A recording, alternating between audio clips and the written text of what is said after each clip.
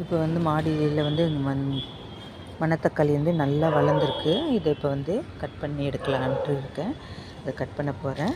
பாருங்கள், இது நல்லா செழிப்பாக வந்திருக்கு. இது வெறும் நான் சிமெண்ட் பேக்கில் தான் எடுத்து வச்சுருக்கேன். நல்லா வளர்ந்துருக்கு பாருங்கள். இதை கொஞ்சம் கட் பண்ணி எடுத்துக்கலாம். கட் பண்ணி விட நமக்கு நல்லா புது இலைகள்லாம் துளுர்த்து வரும். இது சமைக்கிறதுக்காக எடுத்துக்கலாம்.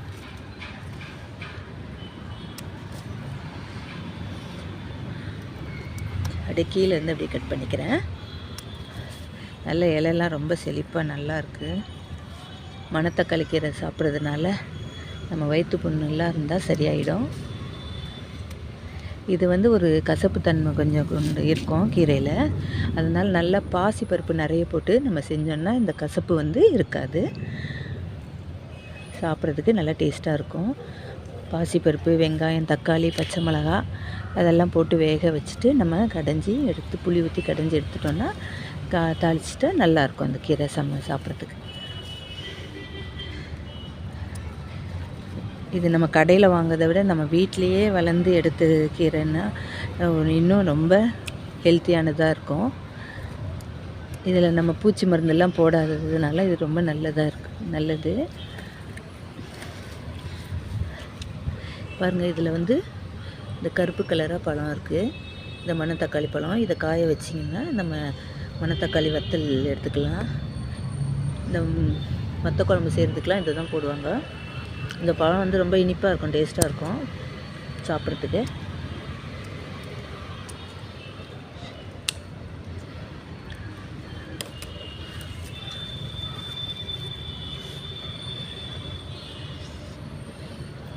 இது 2-3 இடத்துல வளர்ந்துருக்கு. இது ஒரு அடுக்காக இருக்குது. இதையும் கட் பண்ணிக்கிறேன். இது ஒரே நாள் நம்ம சமைக்க முடியாது. யாருக்காவது நம்ம கொடுக்கறனாலும் கொடுத்துக்கலாம். இது இல்லை ஃப்ரிட்ஜில் வச்சு நம்ம சமைக்கிறனாலும் சமைச்சிக்கலாம்.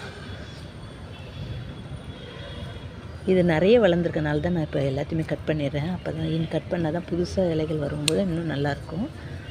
அப்புறம் கொஞ்சம் நாள் ஆனால் இலையெல்லாம் பழுக்க ஆரம்பிச்சிடும். அதனால் கட் பண்ணிட்டா நல்லது.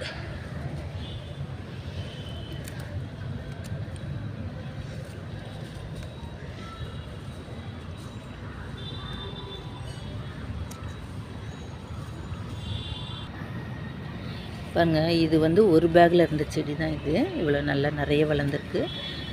ஸோ அதான் இடம்லாம் இல்லாதவங்க வந்து இதை மாதிரி பேக் கிடச்சிருந்தா, இல்லை அரிசி பேக் இருந்தால் கூட அதை மடக்கி அதில் மண் போட்டு இந்த மாதிரி நம்ம செடி வச்சு வளர்த்துக்கலாம். நமக்கு வேண்டிய கீரைகளை நம்ம வீட்லேயே நம்ம எடுத்துக்கலாம். பாருங்கள், எவ்வளோ செழிப்பாக இருக்குது பாருங்கள் கீரை.